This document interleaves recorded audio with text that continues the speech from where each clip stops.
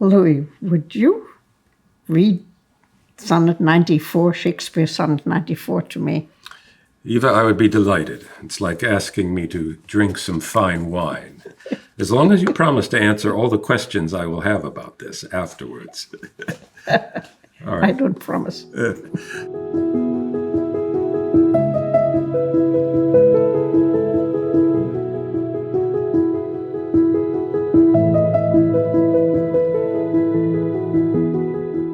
Okay, Sonnet 94 by Shakespeare. They that have the power to hurt, and will do none, that do not do the thing they most do show, who, moving others, are themselves as stone, unmoved, cold, and to temptation slow, they rightly do inherit heaven's graces, and husband nature's riches from expense. They are the lords and owners of their faces, others but stewards of their excellence. The summer's flower is to the summer sweet, though to itself it only live and die. But if that flower with base infection meet, the basest weed outbraves his dignity. For sweetest things turn sourest by their deeds. Lilies that fester smell far worse than weeds. It's hard not to put a little, Yes, a little point in there at the end, isn't it? Yes. So Eva, my first question is, well, actually it's two questions I'd like to ask you. Why do you find yourself at the age of 92 plus reading Shakespeare's sonnets? 92 and 3/4. 92, almost 93. Reading Shakespeare's sonnets, which are mostly about love, romantic love. And why in particular did you want me to read 94? Of all the, there's 154 sonnets. And why this one? Well, as far as the answer to the first question is concerned, you think there is a date on love? I can say at the age of 61, I have not found that yet to be so. And I will tell you that at the age of 92 and 3/4, I have not found it to be the case either. Really? And the other one, the other question is, why is it my favorite? Because, look, I turned to the first page of my book of the sonnets, and I have a notation there. Rule for rating the sonnets. Go for the logic. And this is a sonnet that has a lot of logic in it. Ah. So you think there's an argument being There's made? an argument, yes. Okay, with a beginning and premises. But if you think conclusion. that entitles you to ask me what the argument is, atonement. No, I'm very interested. I mean, one of the things one hears about the sonnets as a schoolboy, I can remember this, is that, they often begin with a certain problem. And he's got 14 lines, 3 quatrains and a couplet, to flesh it out and hopefully solve it, often in the couplet. Yeah. It sounds like you're, at least in general, kind of agreeing with that. Yes, except that I'm specifying what it means to set a problem. It means to engage in some sort of logically connected speech. Mm-hmm. And it leaves us with the interesting proposition that love and logic, passion and thinking are closely intertwined. That's excellent. Thank you. But so A plus. Yeah, but so you mean it's not that love has a logic of its own that's kind of sort of different from what we normally use that word for. It is itself logical as, say, mathematics is logical. Yes, I think so. And you like 94 because it's particularly exemplary in this way? Yes, that's one reason. But I have another more particular reason. Mm-hmm. It shows Shakespeare's, well, you know, you and I teach at a school that makes fidelity and interest in texts, ancient and modern, of sort of our major enterprise. That's what we do. We read books. Over and over. Over and over. Well, here is Shakespeare showing that he was familiar both with Aristotle and with the Bible. Okay, so I can see the Aristotle. Let me make a suggestion at this point, and we'll get back to Aristotle and the Bible. What if we went through the sonnet, quatrain by quatrain, and noticed things like the Aristotle that's there, and just talked about what jumps out at us? Let's do it. Okay, because I think we meet Aristotle pretty quickly. Yeah, and the Bible at the end. Yeah, so first I'll do the first quatrain. Okay. They that have power to hurt and will do none, that do not do the thing they most do show, who, moving others, are themselves as stone, unmoved, cold, and to temptation slow. Yes. What do you notice? Well, first of all, I notice that that's not the whole thought, right? Right. Who are they? There's no verb. There's no verb. And yet. Who are they? And what are their characteristics? But here is, well, look, I'll confess. I confess that I used some commentaries. I read some commentaries. I won't name them. But I found them spectacularly unhelpful. They didn't tell me what it is that puzzled me. That is, who are they that have power to hurt and will do none, that do not do the thing they most do show? Who are they such that, as we soon learn, they are in some way particularly gifted, particularly rich? And in some way are even comparable to the unmoved mover. Or even comparable. Of Aristotle. Yeah, Aristotle has the notion that there must be in a world where everything that moves is moved by something. There's got to be an ultimate being that moves without being moved, and that being seems to be referred to. So we find not only that Shakespeare is learned, that is to say, that he knows his Aristotle, and later we'll find that he also knows his Bible. But we are presented with a wonderful proposition, which I want to emphasize this, which the commentators who are learned and knowledgeable don't seem to have gotten, in my view, which is that there is something particularly poignant about them who have power to hurt and will do none. And here's how I understand that to work in affairs of love. When you're really in love, you would far rather be deeply hurt by something that is said or done to you by the person you love than you would be ignored. Okay. That is, they have power to hurt. They could address you and make you feel terrible, but they won't even do that. That is the worst. So I wanted to add, that opening line, I think, is stunning. It's stunning, and what you've said, and this is my interpretation of it.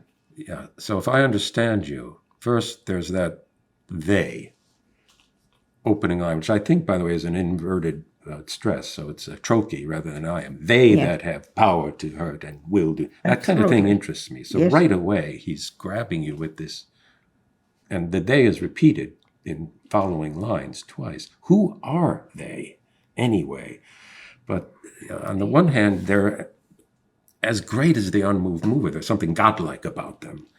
But at the same time, you're saying they're not, though they are movers, they're not doing what you would want them to do. Because you want, I mean... You would be far rather hurt by them, which means that they would be attending to you, than being ignored by them, which is what they do here. They have power to hurt.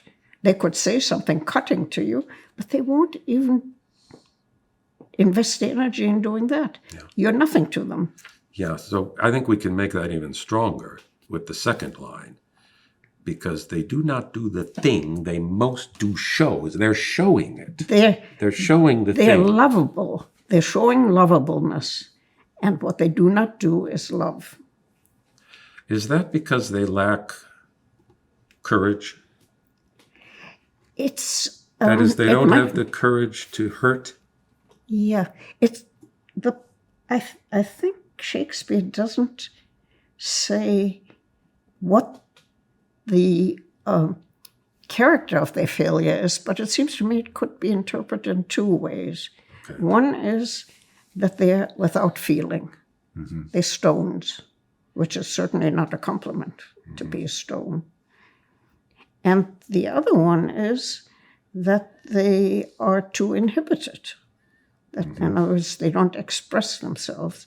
But that's not the interesting one. The interesting one is that they have the superiority of a stone over a living being. Namely, the stone doesn't care. The stone doesn't hurt anybody unless it happens to fall on you. And so they are without ill will, without interest, without intention. And to the object of that, or the non-object of it, that's worse than anything else. Okay, yeah. Utter lack of interest. So that's one possibility, that they're deficient in say, expressive... In responsiveness. Yeah, expressive feeling. Yes. Or in capacity to love. Yeah, or simply in responsiveness. But the fourth line, that word temptation suggests it might be virtue, that they don't fall prey to the normal temptations that people have. That is the virtue of chastity. Yes, but I think that is one version of it that we are to understand. But it makes that quatrain so interesting because there's a kind of rebellion in it. Yeah. That is to say, everybody else would say, you should be slow to be tempted. I say, in matters of love, that's not a virtue, that's a vice. Yeah. And notice it's temptation slow. That doesn't mean temptation foolproof. Yeah. And it means being unresponsive, and being unresponsive in matters of love is not of a virtue. Yeah. Is there another possibility here that this person, this beautiful, dignified, probably aristocratic young man, that the speaker of this poem finds himself admiring and maybe in love with, that this person is doing those things, but secretly, hidden. It doesn't look like he is, but there must be something going on, perhaps, now or in the future, that it's a kind of hypocrisy. Yes. That they're appearing not to do something. It could be that it's a deliberate inhibition, whether from hypocrisy or embarrassment. But I think that the speaker thinks that this is not something that ought to be admired. The comparison of the person addressed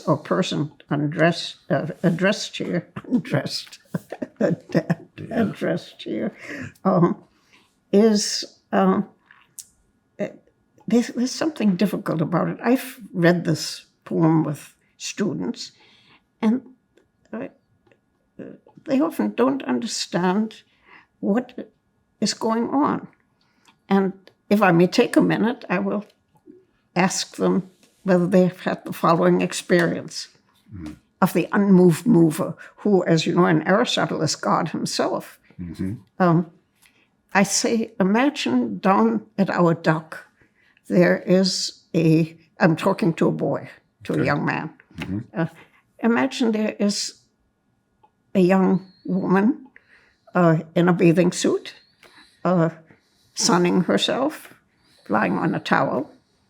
And imagine yourself standing on the terrace up at the college, and you're looking down. She's asleep. She isn't moving. What happens? Slowly, you go down the steps. You have to go walk around the dining hall and down the lawn. What has happened? That's the case of an unmoved mover in this poem. Yeah. Can I add something to that? Who moving others, plural. So there are multiple young men viewing this beautiful You're absolutely right. body. Okay, so put 2 or 3 on that terrace. Okay, but then what is that beautiful, in this case, woman supposed to do? Well, she's asleep to begin with. Okay, so she wakes up. She wakes up. And I think, and there's this poem left by her side. I think she should put her jacket on. But isn't that sort of like what's happening in the second line? That do not do the thing they most do show. She's been showing herself, and now she puts the jacket on. Well, in that case, she can no longer be blamed because then she no longer shows it. But I also have this problem in mind. I mean, when there are multiple, so you're a very beautiful person, man or woman. There are lots of people who love you. Maybe you're aware of it. Oh, of course you are. You're aware of it? Okay. What do? Pick one and say no to all the others?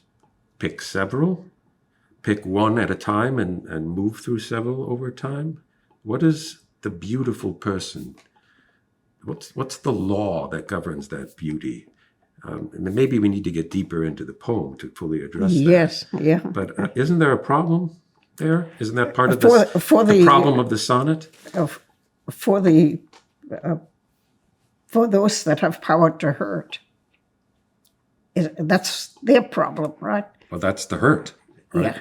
You pick one, not others. The others are hurt. Yes.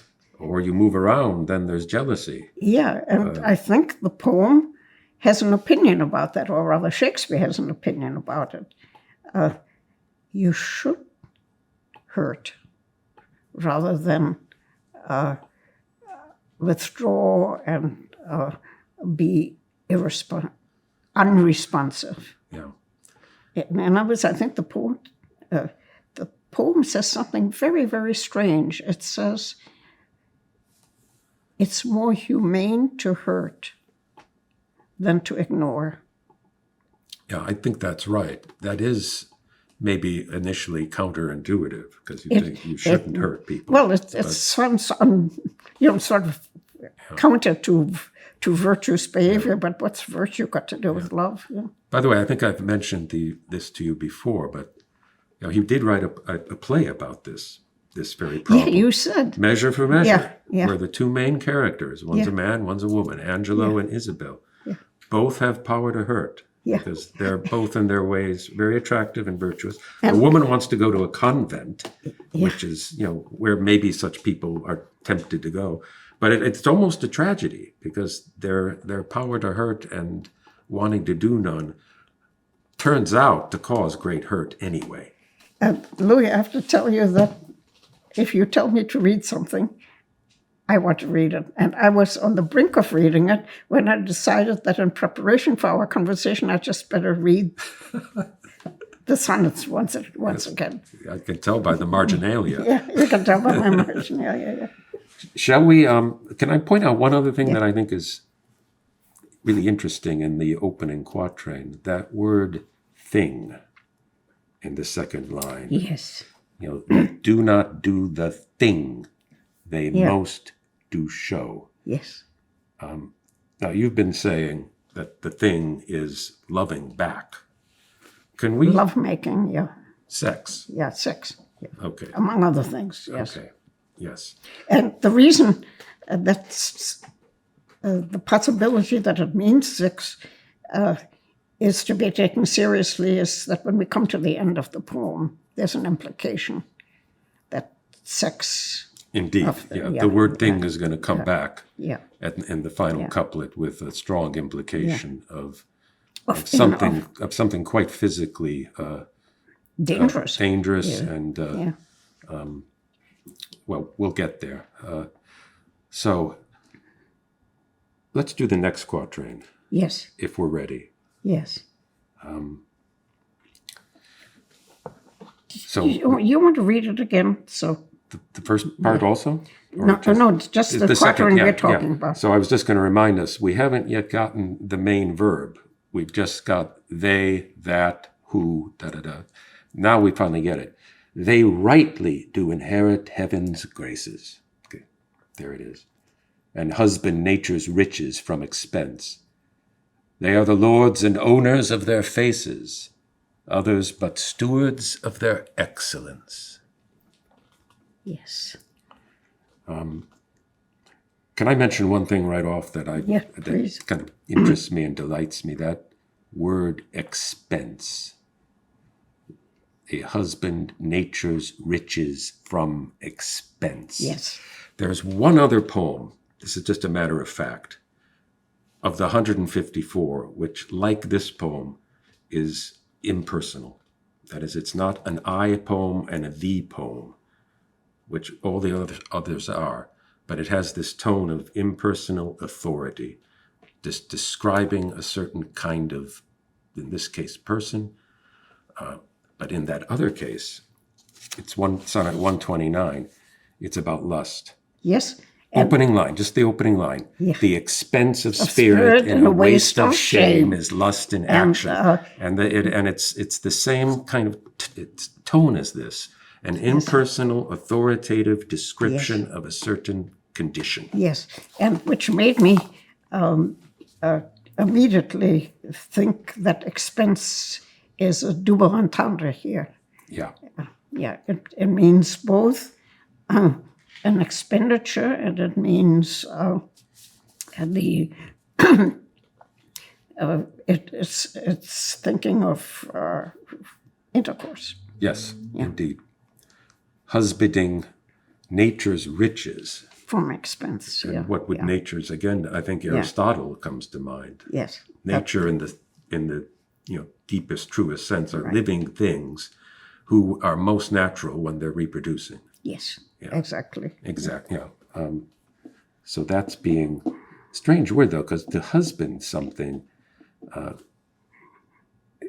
there's tension there. I mean, to husband something, you think that you're helping it to grow.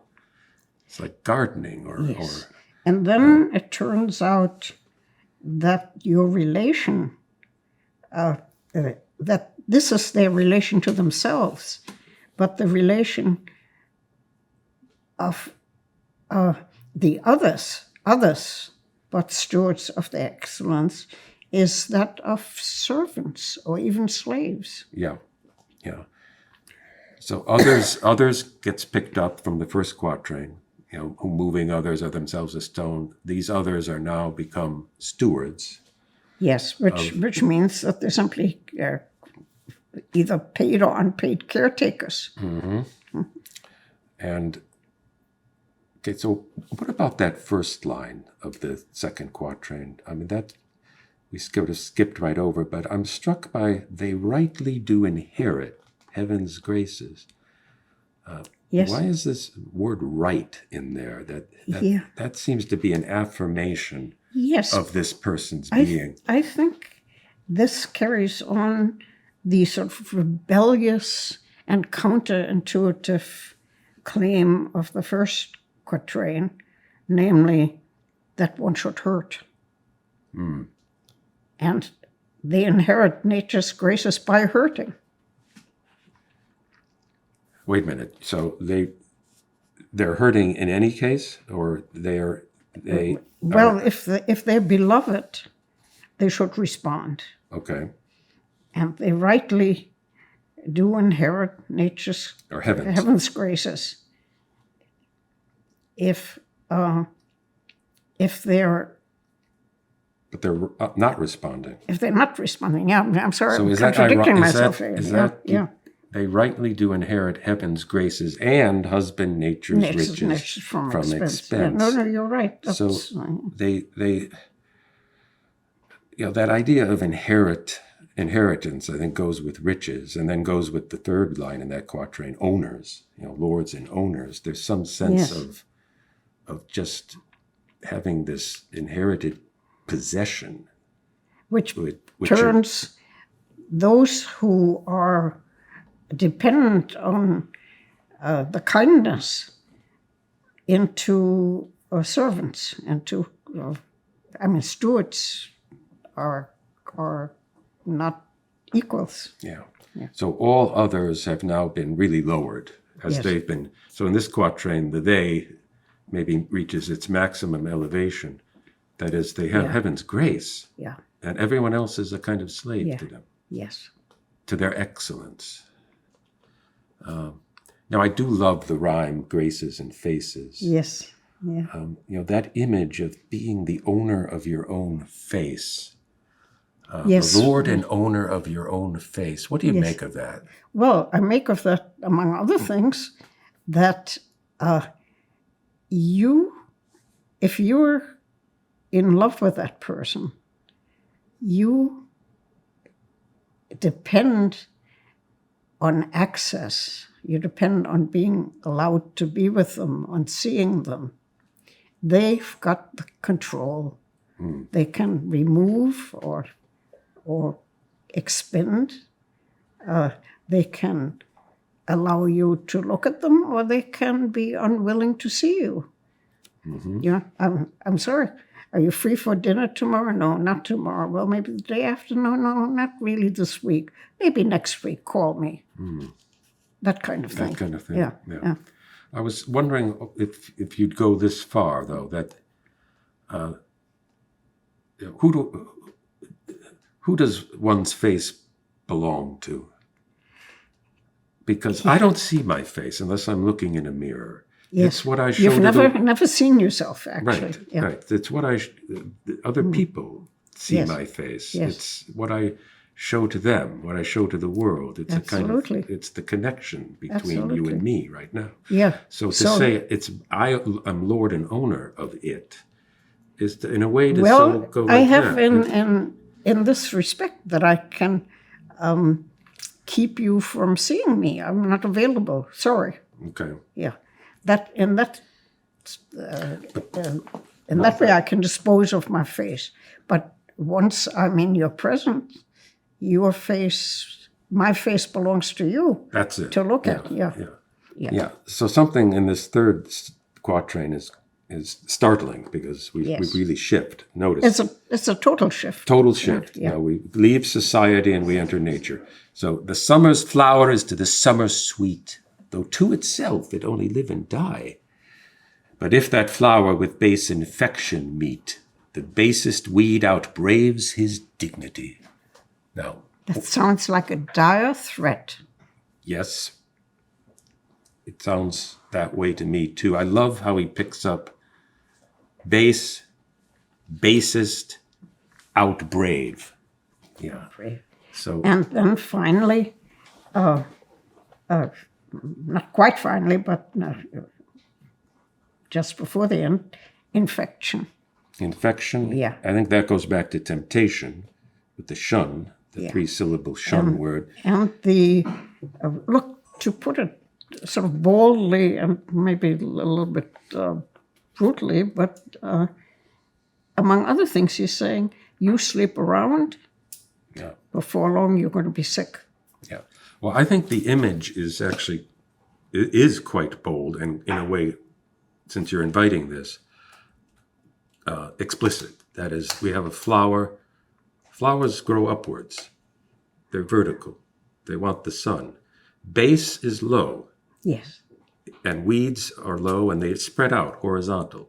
So we have an image Yes, of a yeah, flower right. meeting with base infection, Will and meat is a keel pun. over. Yes. Meat. Yes. M-E-E-T, M-E-A-T. Yes. So it's a physical meeting with meat, down low, horizontal, recumbent. So we're talking about sex. Yes. The flower has been... Has been infected. Yep. Yeah.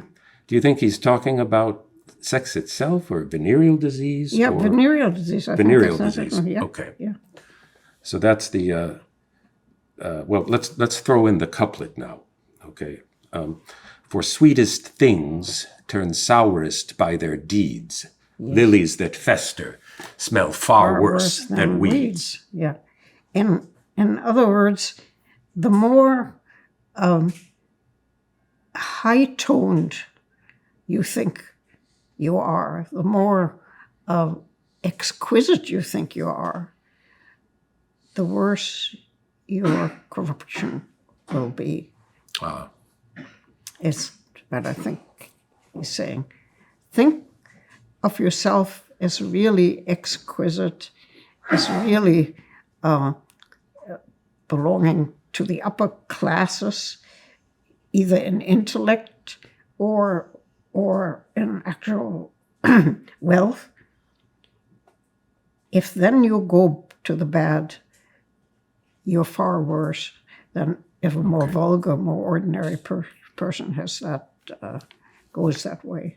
So, the higher the pretension to godlike the greater the immobility, fall. Yeah. The greater the fall to be expected. Yes. What do you make of that word fester? Well... and lilies that fester. Why do you choose lily? Oh, that's, we said earlier on that he covers from Aristotle to the Bible in this poem. And, lilies of the field, they neither toil nor do they spin. That's from Matthew.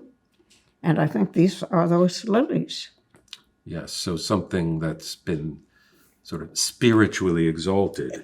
That's too good for ordinary labor, too good for ordinary householding.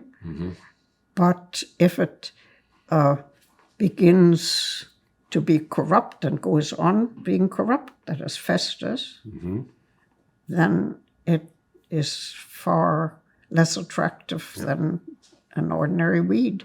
Yeah, I think that's right. That's one part of it. I wonder if there's another sense, since lilies, and this comes from a play I know that you love. I want to say, Louis, I'll always say yes to another sense in Shakespeare. Macbeth, thou lily-livered boy, he says, drawing attention to cowardice. To cowardice, yes. Yeah. So that goes back to the opening, that those that have the power to hurt and will do none. There's something, as you were saying, something cowardly perhaps about not wanting to accept that if you're going to inspire love, that's the world of hurt. And if you don't want to do hurt, you're not being strong and realistic about what love is. And I think that's an absolutely common experience. I think most of us have had the experience of being adored, pursued by somebody who was of absolutely no interest to us and never could be. And how you behave then really casts a light on who you are. Whether you manage that with grace and tact or brutally and gracelessly, I think this poem is about that and says that then you're really to be condemned. That you smell bad. You do, it smells far worse than weeds. Yeah. Well, you were saying a moment ago that one of the values of reading Shakespeare is learning how to speak. Yes. Learning how to express yourself. Yes. And you know, Louis, Do you even if think you that don't that look, itself takes courage? yeah, but look, yes, that's exactly the right question, which I was going to answer before asked. Because you don't necessarily learn how to speak. Who can speak like Shakespeare? But you learn that you can speak, that there is speech. You have to find your own. You have to find it in contemporary terms. You have to find it either in your native language or yours. As for me, in my second language. That's the real lesson. Not to learn actual vocabulary or grammar. That's not what I mean. I mean to know that you should and could say it well. And if you say it well, you've in some way mastered it. And then you're the mistress, the master mistress of your own body. You know, I was thinking of Orlando in As You Like It. You know, he falls in love, writes sonnets, and posts them on trees. Yes. They're not particularly good sonnets, though, so you have to risk. Yeah, you have to risk Yeah. sounding, you know, to a well-trained ear, sounding foolish. But that's where the courage comes in. And that's a half of it. The other half of it is that if you're, and really more the one in the poem, if you're the recipient of really dopey love poetry, and most love poetry, it's part of showing your humanity to deal with it in such a way that the person who perpetrated that poetry doesn't feel just, I don't know, just insulted. But to deal with it in some way that saves the dignity of the one who I think of poetry as being perpetrated by people. Well, I know that's one of the questions you're interested in, is where do the words come from? Yes. You know, where does one get the words? Where does one get the words? Yeah. I mean, imagine being the inspiration of a love poem, like this beautiful person. And the poem is given to you and it's bad. And you think, oh, I don't want to be the cause of bad poems propagating in the world. You know, you really should keep this to yourself. You know? But then we're back to the problem. You know, that you have the power to hurt and you don't want to cause it. You know, and you know, I think maybe in this in the later last century, in this century, people don't write poetry necessarily, they write letters. It goes exactly the same for letters. You receive a letter that reveals things to you you'd rather not know, that makes demands on you you can't meet. You've got a real problem for your own humanity, how to deal with it. And I think if you deal badly, impatiently, crudely with it, you'll be sorry for a long time, maybe forever. I should know. You should know. Well, you still write letters, right? Real letters. Yeah, but... longhand, right? Yeah, but not love letters. Not love letters. No. If the occasion arose, I'd probably flee to the phone. Have you ever written a love poem? Oh, yes. But not kept them in my defense. Because that's another question that occurs to me. Well, why a poem? Why a sonnet? I mean, couldn't one say this Sonnet 94 in the following prosaic words? Look, beautiful young man, people are falling in love with you because of your beauty and your demeanor, and maybe you should respond more humanly to that emotion that you're causing, or something like that. Well, I think one... Why write a poem? Is the question, why write poetry Yeah. or why write sonnets? In Wh- other words, is there something particular about sonnets Well, such that Shakespeare could write 153 to two people? Yeah. Well, the sonnet has a form. You were saying at the beginning, Yeah. it's got a logic. There's a logic here. And it's a wonderful logic because you have three occasions to develop something, namely the three quatrains. And then you've got an epigram at the end in which the whole thing is sort of condensed into a general observation. It's a sonnet is a particularly beautiful essay. Okay, so the form intensifies. Yeah.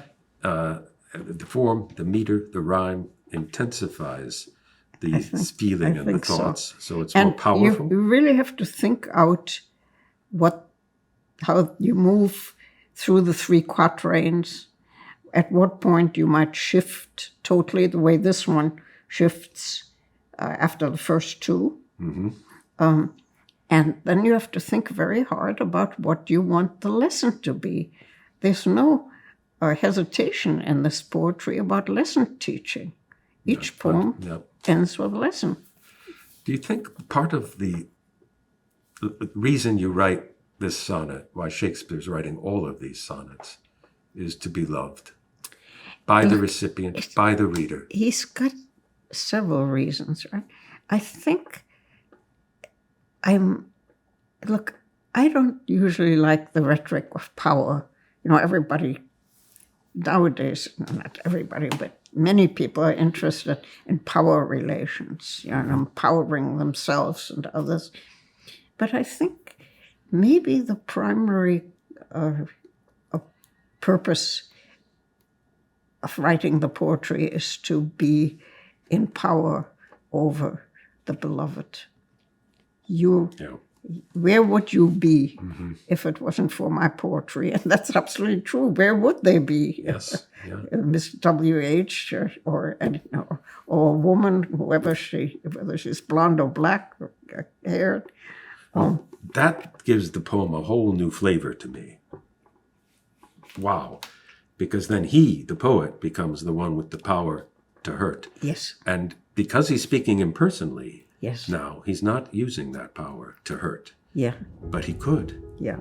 He could make it personal.